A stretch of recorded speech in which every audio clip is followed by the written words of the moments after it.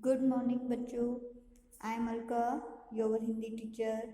बच्चों, आज हम कक्षा 10 के पार्ट 1 सूरदास, जिन्होंने कृष्ण भक्ति के बारे में बताया है, उनके जीवन परिचय के बारे में पढ़ेंगे और कुछ हम उनके पद भी पढ़ेंगे। बच्चों, कवि सूरदास का जन्म सन 1540 विक्रम संवत 1540 में हुआ था और उनका निधन विक्रम संवत 1620 में हुआ था। कवि परिचय। कृष्ण भक्त कवि सूरदास का जन्म 1540 में हुआ। इनका जन्म स्थान आगरा और मथुरा के बीच रुनुक्ता नामक गांव में माना जाता है। कुछ विद्वान दिल्ली के निकट सिही नामक ग्राम को भी मानते हैं और इनके पिता का नाम रामदास बताया है। साहित्य वार्ता और भक्तिमाल के आधार पर सारस्वत ब्राह्मण कहे गए, किंतु साहित्य लहरी इनकी एक रचना है जिससे कि पृथ्वीराज चौहान एक राजा था जिसके राजकवि थे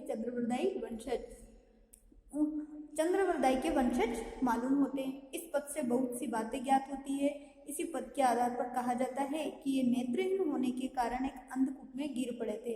6 दिन वहां पड़े रहने के बाद भगवान श्री कृष्ण ने इन्हें दर्शन दिए और सनेत्र कर दिया। इस पद से हमें यह भी जानकारी मिलती है कि सूरदास जो थे एक कुएं में गिर पड़े थे। 6 दिन वहां पड़े रहने के कारण वो अंधे हो गए थे। लेकिन जब भगवान श्री कृष्ण ने इन्हें दर्शन दिए और वापस इनके नेत्रों की रोशनी आ गई थी, परंतु सूरदास ने कहा, प्रभु, जिन नेत्रों से आपके दर्शन हुए अब उनमें मैं सांसारिक पापों को नहीं देखना चाहता हूँ। उनके निवेदन से नेत्र सदा के लिए बंद हो गए, लेकिन उन्हें प्रज्ञा चक्षु प्राप्त हो गए और इसी प्रकार से उनके जो आंखों की रोशनी थी वो वापस चली गई, परंतु उन्हें ज्ञान रूपी नेत्र प्राप्त हो गए। सूरदास जन्म से अंधे थे, यह विवादास्पद है। इस संबंध में अधिकांश विद्वानों का मत ये है कि वे जीवन के अंतिम समय में अंधे हुए थे, क्योंकि इसका प्रमाण हमें इनके पदों से मिल जाता है। अब कई बार ये विवादास्पद इसलिए रहा है कि ये जन्म से अंधे थे या बाद में अंधे हुए। सभी पुस्तकों में अलग अलग बताया, सभी कवियों ने इनके बारे में अलग अलग बताया है। या माया झूठी की लालच दुहु दृढ़ अंध भयो।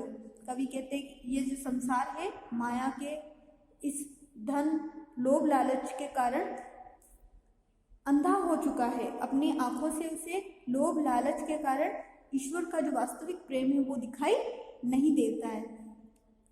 सूरदास के गुरु आचार्य वल्लभ अपने सिद्धांतों में सूरदास को शिक्षित किया। इसी समय से उनकी दास्य भाव की भक्ति सख्य भाव में परिणित हो गई। अपने गुरु वल्लभाचार्य की आज्ञा अनुसार इन्हें ईश्वर की कथा को भाषा में वर्णन करने का कार्य प्रारंभ कर दिया। सूरदास की उपलब्ध रचनाएं 3 हैं, सुरसागर, साहित्य लहरी और सुरसारावली। सुरसागर इनका प्रामाणिक, अत्युत्तम एवं श्रेष्ठ काव्य है। इन 3 रचनाओं में से सबसे जो महत्वपूर्ण ग्रंथ है, सर्वश्रेष्ठ ग्रंथ है, वो है सुरसागर, जो इनकी कृति को अक्षय रखने के लिए पर्याप्त है। सूरदास ने ब्रजभाषा का प्रयोग किया है। सूरदास ने अपने काव्य में ब्रजभाषा का प्रयोग किया है। इनके पूर्ववर्ती किसी भी कवि की भाषा में काव्य छटा न तो इतनी साहित्यिक है और न ही इतनी सौंदर्यपूर्ण है। और इससे पूर्व सूरदास से पूर्व किसी भी कवि ने इतना अच्छा सौंदर्यपूर्ण काव्य नहीं लिखा है ब्रजभाषा में। ये हमें इनके जीवन परिचय से पता चलता है। पाठ परिचय। प्रस्तावित पहले पद में कृष्ण और राधिका के मिलन का वर्णन है। अपरिचय की दीवार कृष्ण के पहल से समाप्त होती है। राधिका बहुत चतुराई से कृष्ण की खूबियां एवं खामियों को व्याज स्तुति में कहे जाती है। अनंतर कृष्ण राधिका को संग खेलने के लिए आमंत्रित करते हैं। शेष 3 पदों में उद्धव और गोपियों के संवाद है। इसे भ्रमर गीत के रूप में जाना जाता है। भ्रमर गीत हिंदी के साहित्य में अनुपम है। उद्धव निर्गुण ब्रह्मा के प्रवक्ता के रूप में गोकुल आते हैं, किंतु कृष्ण के सम्मोहन डूबी गोपियों के विचार सुनकर उद्धव जी निरुत्तर हो जाते हैं। तो बच्चों,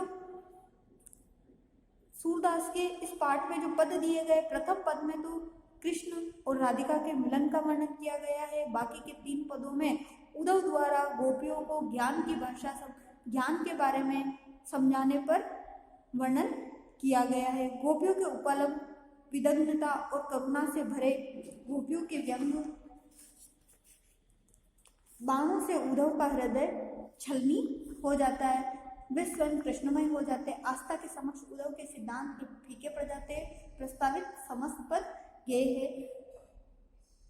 कवि कहते हैं कि जिस प्रकार से उद्धव ज्ञान की भाषा समझाने, ज्ञान समझाने गोपियों को ब्रज आते हैं कृष्ण का दूत बनकर, परंतु गोपियों का प्रेम देखकर स्वयं उद्धव खुद कृष्णमय हो जाते, कृष्ण के प्रेम में रंग जाते हैं, कृष्ण के प्रेम को समझने लग जाते हैं, आस्था उनके प्रति, कृष्ण के प्रति आस्था और श्रद्धा बढ़ जाती है उनकी।